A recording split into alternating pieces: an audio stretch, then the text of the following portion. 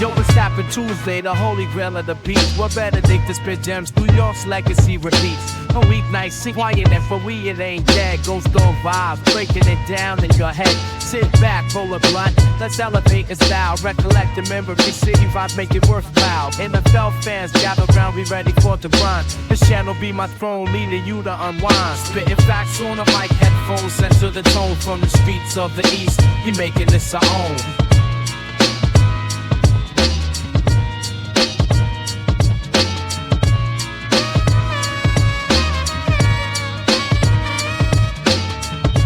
This is a Gh0stDog mixtape original. It's your boy Gh0stDog here with another Tap In Tuesday, an Aboriginal Sports Network original. I'm going to keep saying it till I'm blue in the face. If you are new to the channel, if you feel the vibe, make sure you hit subscribe. Yes, absolutely. Another Tap In Tuesday coming in hot, man. Crazy recent current events. In the first week of football is officially in the books. A couple noticeable things here that I just decided to pluck out and talk about. First and foremost, man, let's just get it out the way. Josh motherfucking Allen. Yes, oh yes.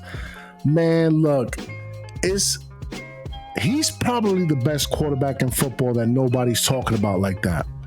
And I get it, everybody wants to talk to Lamar Jacksons, the Patrick Mahomes, the Joe Burrows. Yeah, no, Josh Allen is for real. Got that man in fantasy and he was getting busy. A quarter is all he needed, right? 394 yards for the night, 251 of which was in one quarter. Crunch time. Money time, right? When it matters. 2 touchdowns in the air, completion rating of 71.7, QBR of 78.7. An absolute beast. Pay attention, because I spoke about this young man as my sleeper for the fantasy. Keon Coleman was doing things. So expect him to continue to be that reliable target for Josh Allen. And if you haven't done so already, make sure you snatch him up for your fantasy football needs. Because pay attention, he's gonna get busy as the weeks go on. He's just gonna get more comfortable. He's just gonna build up more of a repertoire between him and Josh Allen. It is gonna be lights out. So pay attention. Another couple key injuries here for the fantasy since we're talking about it. Man, Xavier Worthy out with an injury. Expected to miss a few weeks. Same thing with a Jalen Waddle. Just pay attention to those two players if you have them for your fantasy. Look for replacements immediately because I expect both of them to miss a significant amount of time. Another big name here, George Kittle out with a hamstring for at least 4 weeks. Hey, look. Noah Fant went off.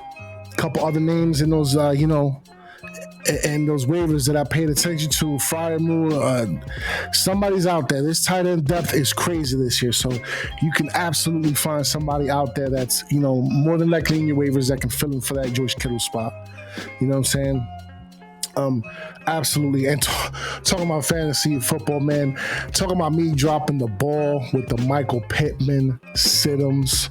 Man, oh man, and let's just get right into it because I talked about it on my channel yesterday with the Dabo fiascos, with the quarterback conundrum situations, right? Number 17, DJ, Indiana Jones. And look, am I saying he's gonna world beater? Because before I even get into it, we as Giants fans are no strangers to Daniel Jones having his 1 or 2 games where he does things, right? We're not strangers to these things. So it comes to no surprise to me that with a reliable offensive line, a strong running back behind him, and a number 1 receiver, it just came to me as a no surprise, really. Like, I was surprised, but But then again, when I really thought about it, I wasn't that surprised. Because we had that here at one point, right? We had a Saquon in the backfield with a decent O-line, I guess you could say. One could argue that first season that Dable was here. Yeah, but no, we talking about DJ right now. 24 for 29, 75.9% completion, 272 yards, 1 touchdown in the air, a 115 QBR rating. Lord have mercy. With 2 rushing touchdowns, with 76 additional yards on the ground. Look, again, am I saying that Daniel Jones is going to win Super Bowls over there in Indy? Nah.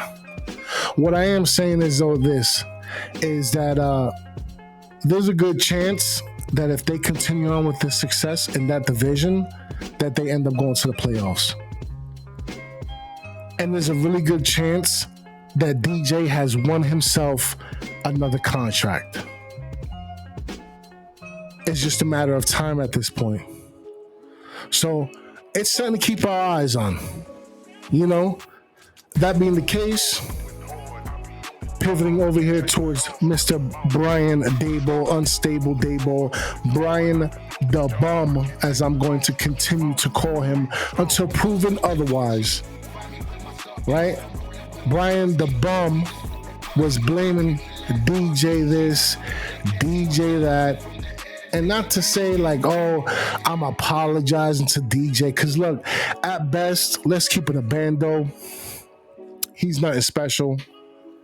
That being the case, you can get far with nothing special at the quarterback position, right? We've seen it before. The Trent Dilfers, the Johnsons from the Bucks that one year, right? We've seen it before. So, the Joe Flacco's, if you will, right? So, the thing about that is, no more excuses. I say all that. No more excuses. Brian the Bum has to figure it out. Because it's one thing, right? It's one thing if we went in there, talking about the Giants now, and was competitive against the Commanders. It's one thing if that was the case, but it's not, right? You were saying it was this, it was that, and look, Mauro fell for the flim flam. I had my doubts, even though I had a lot of hope. I ain't gonna hold you, but after this first game, all my wind is out the sails. It is over and done with. I see the train wreck for what it is, waiting to happen. Jackson Dart is going to be put in sooner rather than later. And it's going to be the architect of his destruction will be all on Daboll. It is Daboll, all he has to do at this point is just sign his signature at the bottom. That's it. On the blueprint. That's it. Because that's what I see happening. I see Brian Daboll out of desperation throwing that young man in there, and he's going to throw a lot in him, on top of him rather, right? Because it's one thing to have to play behind an offensive line that's absolutely abysmal without an Andrew Thomas for some reason. It's a whole nother one when on top of the O-line, you got to deal with the complex offense that Brian Daboll has notoriously become known for. And I have a conspiracy theory where I'm firmly convinced at this point that Brian Daboll does not open up the offense unless he truly wants to. And he's going to do that when Jackson Dart is finally under center.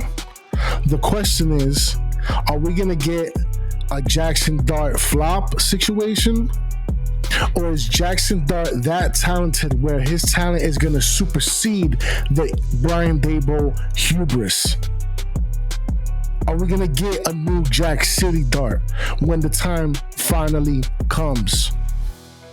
It's an unfortunate reality, but I'm expecting Brian Daboll, Brian the Bum to feed that young man to the wolves. Because it's desperation season over here, man. That dude should have never been brought back. I am sorry. No. So we're going to see, man. And you know what? Shout out to Michael Parsons. Had himself a game up in Green Bay. I'm happy for that young man. It seems like he's appreciated over there.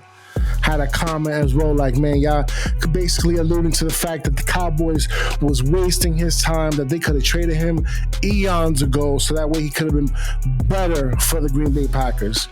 And look, pay attention, because him and Xavier Worthy, right, the Wink Martindale cast-off, him and Micah, they're going to do things over there for that Green Bay defense. Okay? So, hey, look, you know, us Giants fans is nothing new. Our forward players always go on to greener pastures, but it always goes back to the coaching when it comes to that.